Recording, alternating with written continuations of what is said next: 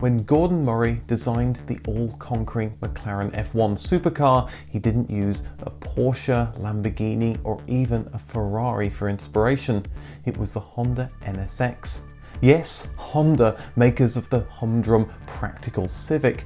He liked it so much, he bought one with his own money and used it as a daily driver. The NSX was a revolution in supercar design when it launched in 1990. There had been plenty of cool-looking exotic cars, but none had combined this with a truly practical car that could be used, as Gordon Murray found out, day in, day out. The NSX had set a pattern for supercars to come. The bar had been raised.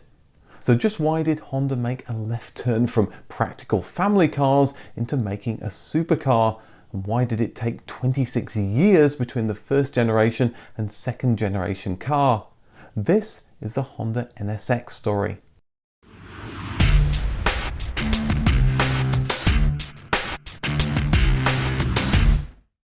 Time for another What's Under the Cover. Have a think about what this car could be, sent in by patron Art van Scheppinger, and I'll tell you the answer at the end of the video. Honda became known for their cheap and cheerful economy cars in the frugal 1970s, but they had grander goals. They'd audaciously entered Formula One in the 1960s, designing both the engine and the car. By the 1980s, Honda were competing in European Formula 2, winning 3 championships. And by 1983, they'd returned to Formula One as an engine supplier. Honda wanted to be known as a premium performance brand and started designing a road-going sports car. They experimented with different engine and chassis layouts. Nothing was off the table. One of the test mules they built was a mid-engined, elongated Honda City. The designers loved racing it through the car park so much they persuaded management to fund a fully formed prototype of a pure sports car. It would appear as the mid-engined HPX concept at the 1984 Turin Motor Show. Engineered by Honda but styled by Pininfarina, HPX stood for Honda Pininfarina Experimental.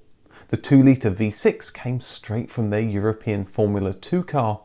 It would use the tricks Honda had learnt in ground effects, while Pininfarina decided the car needed a large one-piece canopy. It was more than just a fanciful concept car though. Under the body was a chassis Honda was using to learn what made a good sports car. They would take this knowledge and feed it into something grander, the NSX for New Sports Car Experimental. While arch rivals Toyota and Nissan were creating sports cars like the Supra and the Z cars, the NSX would be on another level, a Ferrari rival no less. And when the V8 Ferrari 328 was launched in 1985, Honda set their sights on beating this car. The NSX would show Japanese car makers could take on Europe's finest, not just on the racetrack, but off it as well. Of course, any car that could do this had to be powerful. A 2-litre 4-cylinder engine was initially considered, but quickly discounted. Honda delved into its parts bin and pulled out the 2.7-litre V6 from Honda's version of the Rover 800, the Honda Legend. It was known as the Acura Legend in the USA, as Honda had decided to take its premium cars upmarket with a new exclusive brand sold out of dedicated premium dealerships. The Acura name would allow Honda to challenge the best from Europe and North America. But it quickly became clear the Honda Legend's engine didn't have the performance to compete with a Ferrari V8.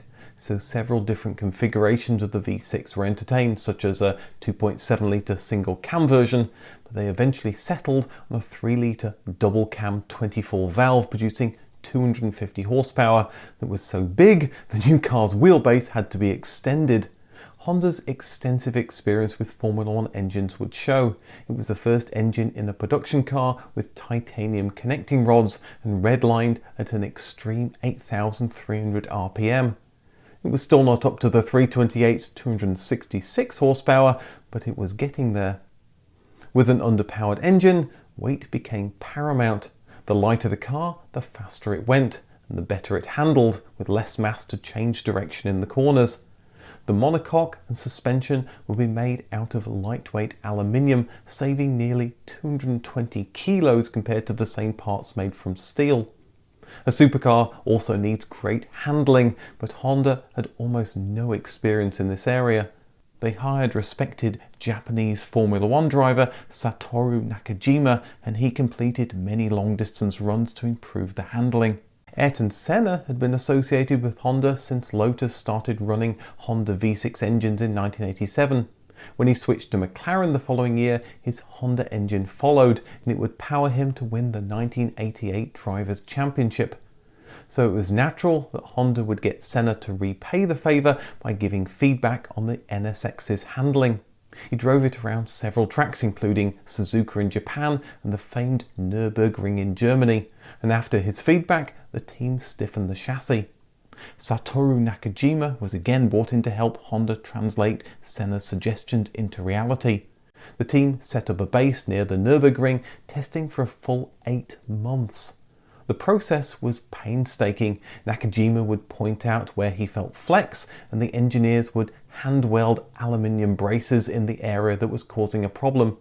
The results were fed back into the computer that produced the chassis. The results were a 50% increase in stiffness with only a small increase in weight. At the same time, the team was working on perfecting the suspension, again with Senna's input. Slowly, Honda dialed in the car in the hope that their first attempt at a supercar would be the best in its class. Good handling, of course, is nothing without a good driving position. Interior designers took inspiration from the F-16 fighter, in particular its clear 360-degree view from the cockpit, a cab-forward design to optimize visibility, and the ability to launch missiles at its enemies. Okay, maybe not the last one. Honda used 4 stalks behind the steering wheel, so like with the F-16, all the controls were immediately to hand. Honda's history in mass-market cars gave it a deep understanding of good driver ergonomics for all shapes and sizes, and this would make the NSX one of the most comfortable cars in its class. Climate control would keep its occupants in temperature-controlled comfort. The car had a built-in car stereo, and like many cars of the time, it had an automatic aerial that popped up when it was in use. Rather oddly, it also had a button not to retract the aerial all the way down for the car wash, but to retract it halfway, presumably just because it looked cooler. It even had cup holders, something you'd never get in the 1980s Ferrari. And unlike some exotic cars, the NSX was designed to be simple to drive. Electric power steering meant you didn't need a workout to drive it, and anti-lock brakes meant unskilled drivers couldn't get into too much trouble. A high-performance sports car no longer meant also needing to keep a chiropractor on standby. To style the car, Honda had only one place to look: Pininfarina. They'd worked together to great effect with the HBX prototype, and they were Ferrari's go-to stylist, designing the NSX's direct competitor, the 328. They spoke Honda's language, quite literally. The designer charged with the NSX project at Pininfarina, Ken Okuyama, was born in Japan and spoke fluent Japanese. He created a sleek design that, if you didn't see the Honda badge, could have been from any luxury European car company. The large rear overhang added to the 1980s style, but also helped with aerodynamics. Honda had begun a relationship with Austin Rover, working together on the Rover 800 Acura Honda Legend. Some feel that Austin Rover's MG EXE concept somehow influenced the NSX's design. There's no direct evidence for this, although as the EXE was inspired by Ferrari's 308, they both share a common ancestor. The NSX's 3-litre V6 was powerful, but Honda's engineers questioned why it didn't use their new variable valve VTEC technology, especially as it was slated to be used on the cheaper Acura Integra. At almost the 11th hour, the team reworked the engine, giving it an extra 20 horsepower, meaning it now just beat the Ferrari 328. But it now meant the engine wouldn't fit in the car. Honda would have to tilt the engine backwards 5 degrees to get it to fit.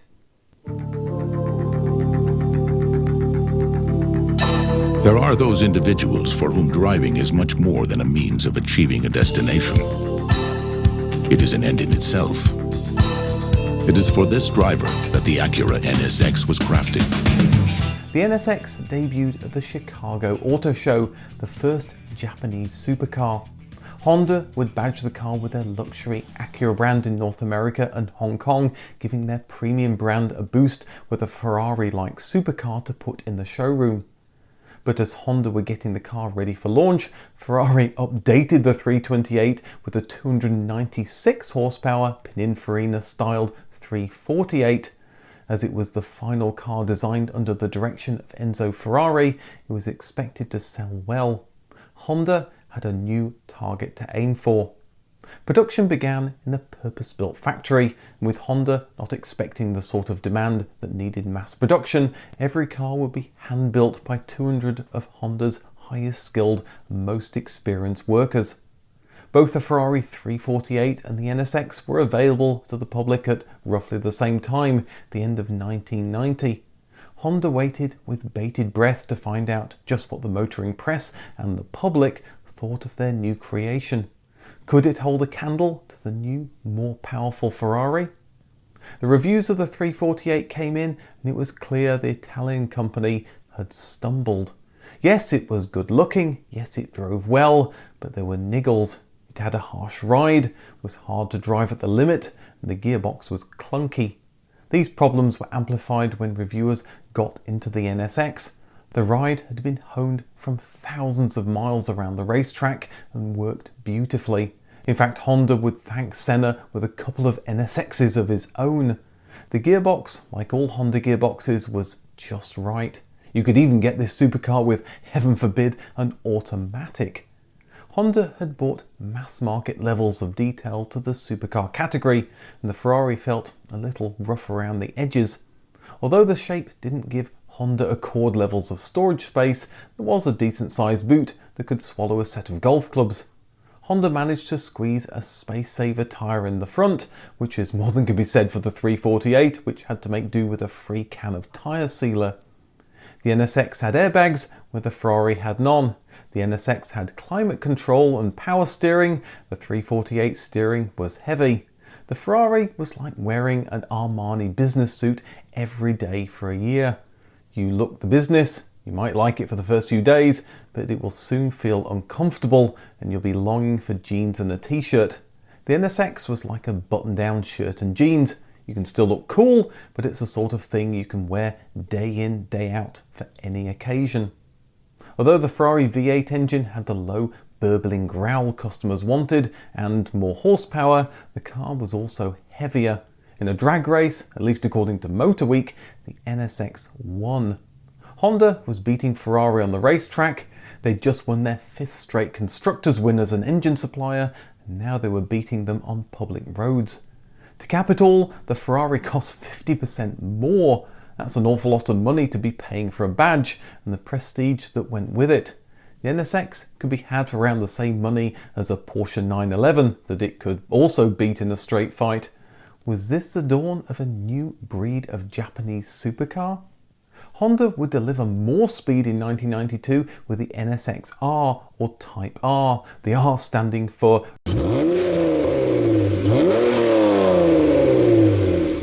The car was 120 kilograms lighter after Honda had removed sound deadening, the audio system, the spare tyre, traction control and the air conditioning unit, and yes, you were expected to pay more for this model. You could add the air conditioning and stereo back in as an option, which was nice of Honda. Car reviewers had found the NSX was susceptible to sudden oversteer in some extreme cornering manoeuvres, usually only found on a racetrack.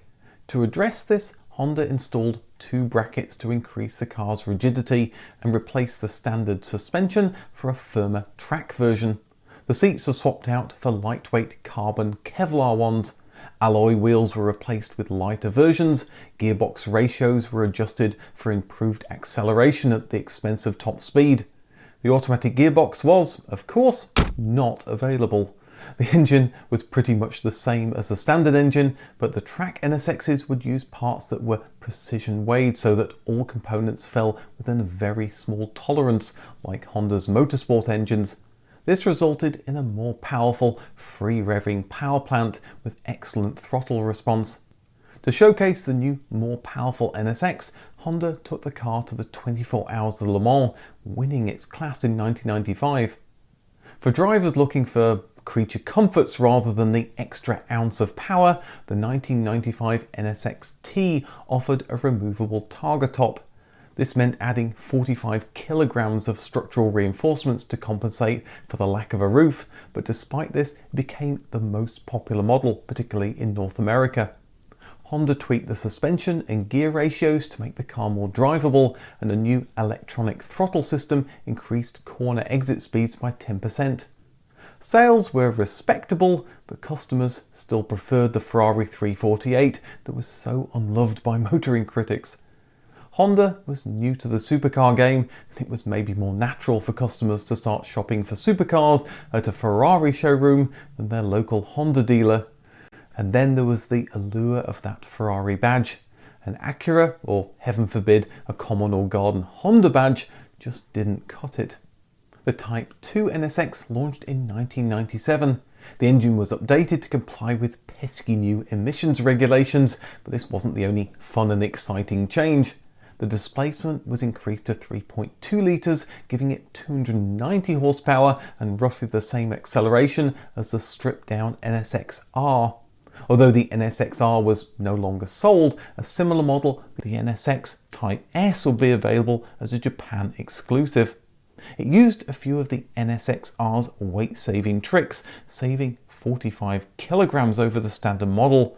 But this car came with all the modern conveniences, even an optional navigation system that bumped the weight back up.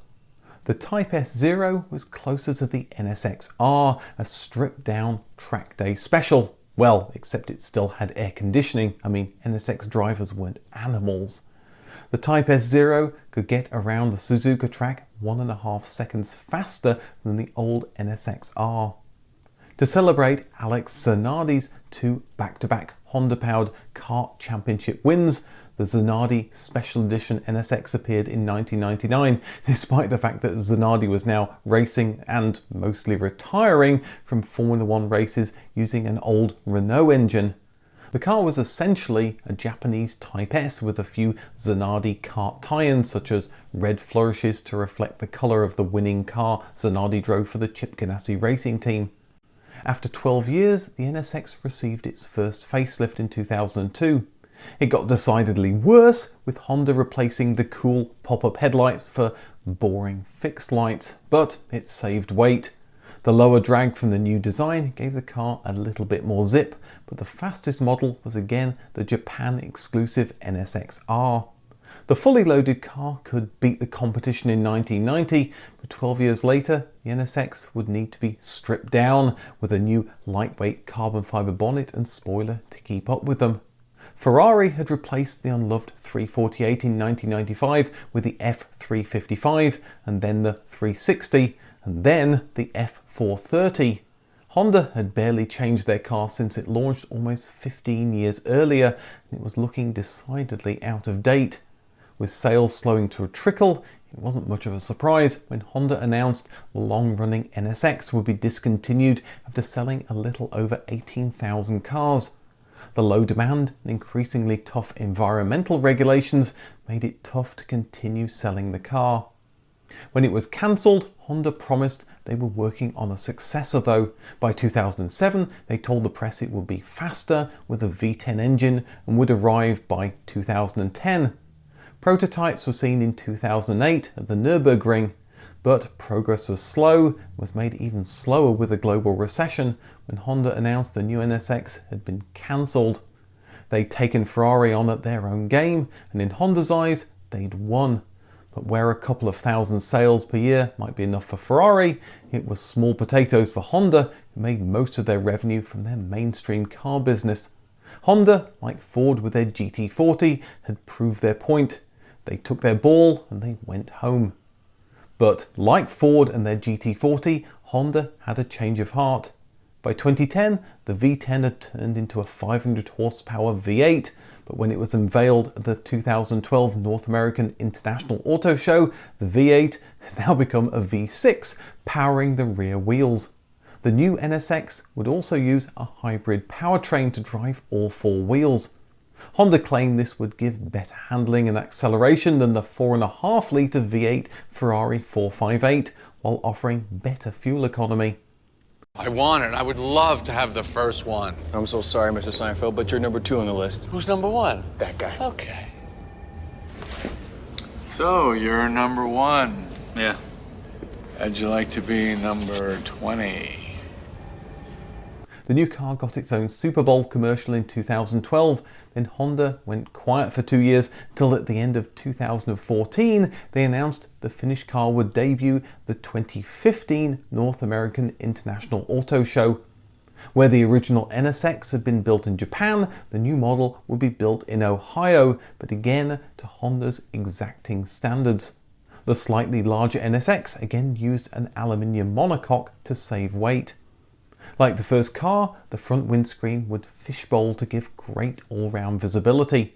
The twin-turbo 500 horsepower 3.5 litre V6 engine was boosted to as much as 573 horsepower with the hybrid powertrain, giving an astounding 0 to 60 time of just 2.7 seconds with a top speed of 193 miles an hour.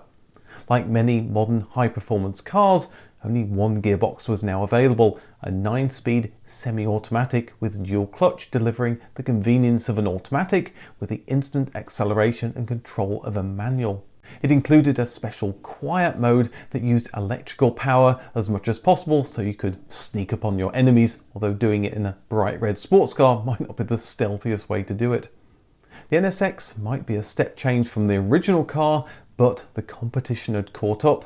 There were several similar cars on the market that had learnt from the original NSX and had improved on it, especially if price wasn't an issue. Honda's new car wasn't the earthquake the original NSX had been, it was just another clever supercar. At getting on for £150,000, it was still cheaper than the Ferrari, but it wasn't exactly an impulse buy. Technology inside the car seemed a little dated. The in-car entertainment system, ripped from a Honda Civic, featured navigation courtesy of Garmin, little change from something you stuck on your dashboard in 2007. If you wanted Sirius satellite radio, it would cost you an extra $500 plus the monthly subscription fee. Thankfully, Android Auto and Apple CarPlay allowed you to bypass all of that for a more modern experience. Like with the first NSX, the new model would also go racing, winning the Japanese Super GT Championship in 2018. The following year, the NSX was updated with a stiffened chassis, and software improvements unlocked more power from the hybrid system that got it around the Suzuka track 2 seconds faster than the old car. But sales weren't as good as Honda had hoped. In 2020, Audi sold 538 R8s in the US. Mercedes had sold 2,400 AMG GTs, but Acura could only shift 128 NSXs. The NSX was discontinued in Australia in 2020, and despite its Japanese motorsports victory, sales ended in Japan in 2021. The NSX set a new bar not just in handling, but in comfort and ease of use when it launched in 1990. It would force all of its competition, including Ferrari, to up their game. Not bad for a car maker that just 15 years earlier had been laughed at for making cheap, tinny econo boxes. Although Ayrton Senna might not be with us, his DNA lives on in a car he helped shape, something that can be felt every time someone takes the NSX to the limit. So, what's under the cover? This is a car I've been wanting to do a video on for quite a while now, and I really should get around to doing it. If you guessed it's Japanese, have a point. If you guessed it's a Toyota MR2, have another point. And you get all 3 points if you guessed it's a Mark I Toyota MR2.